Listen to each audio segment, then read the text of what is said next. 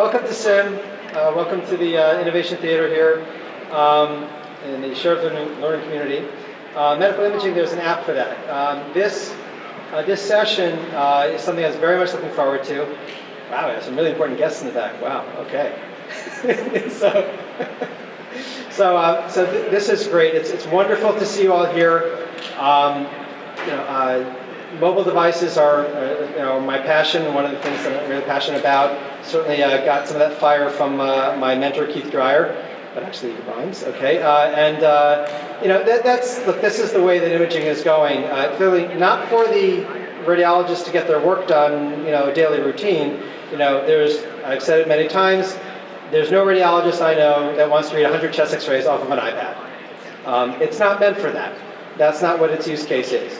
But it certainly has multiple use cases, both for referring physicians, for their access. It's not that I think this will be or it might be. It is. It's a done deal. You can't stop it. You can't control what people use, in their personal lives and their personal devices. There's, practically every physician is walking around with a mobile device of some sort, whether it's a smartphone or a tablet. And a lot of them have both, because each has their use case. This is the way that they want to see their stuff. It's the way they want to see their Facebook. It's the way they want to stay in touch with their friends. And yeah, it's also the way that they want to keep track of their patients and see their patients' information. And so that's something that you have to play to. For the radiologists and for the other cardiologists and other medical imagers, this is an excellent tool that they can carry with them to say so that they're available when they're at the proverbial golf course, but more importantly at a restaurant or visiting their kid's house or wherever they happen to be. It's not a big deal to take an iPad and pop it in your purse, or and just take it with you. Whereas to schlep around even just a laptop, not too many people want to schlep a laptop everywhere they go. But a phone for sure. You feel naked without your phone practically.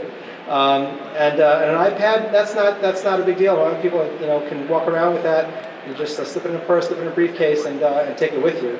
And what that does is it opens up the possibilities of saying, well, maybe I'm a resident on call. Maybe I can get that access to to my attending who's on call. Maybe I can reach that pediatric radiologist who's always willing to help us if he's available, if we can reach him, if he has something to read it on, that we can access that subspecialty expertise.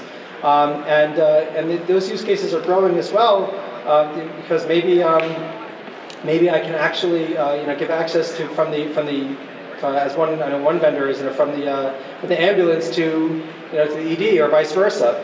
There are many use cases that are popping up for medical imaging on mobile devices, and of course that raises the question. So sounds great, but is it adequate to the task? Are first things first, safety first.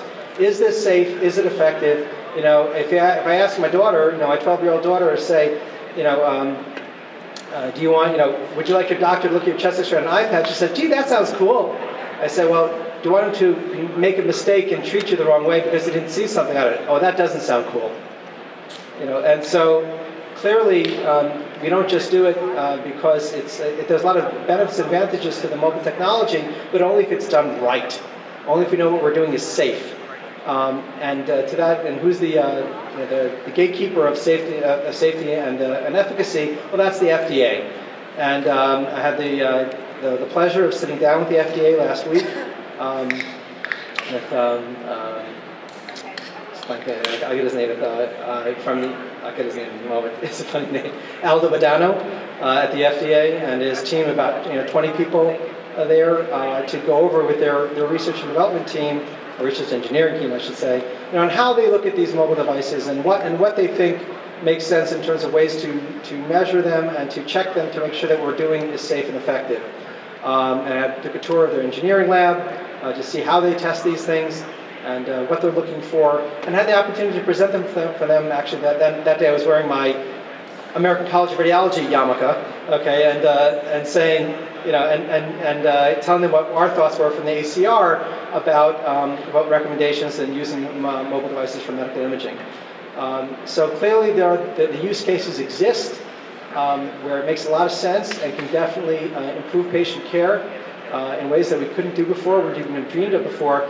but only if we're doing it right. And so to that end, there are these issues of safety and efficacy, but there's also issues of practicality of saying, so this company makes a piece of software, and so, well, will it run on a Mac? Will it run on an Android? Will it run on an iOS device? Will it run on Windows? If it does run on Windows, does it run on Safari or Chrome? How many bases does your application cover, and what approach did the vendor take, to cover those bases? One thing usually is the case, and you can take issue with this, is that if a vendor is it has 10 different solutions to address 10 different scenarios, that's usually not a good idea because they won't be able to keep up. You have to it doesn't have to be only one platform. It can be more than one approach, but it can't be 10 different approaches to cover all your bases. There has to be some coherent plan from a vendor to be able to cover all these different platforms that they have no choice but to support. In your own hospital, in your own nursing stations, your own controlled environments, you can say we're all having Windows PCs running, Windows XP and Internet Explorer 6, because that's what we support. You can control that if you want to, but you can't control what people use off campus and they use in their personal lives. And so you have to play to that, and it's a struggle for vendors to keep up and to be able to address all those platforms as they evolve, as they change, as people's usage patterns change. So that's what this session is about, is to understand the approaches that the vendors took to these problems to ensure safety, to ensure efficacy, to make sure that your display is calibrated, that you're getting the appropriate data, that it's secure, that it protects patient confidentiality, and to understand what platforms they chose to try to make sure that they're going to be able to keep up with this technology, which is moving ahead at such a rapid pace, far faster than what happens in our own environments.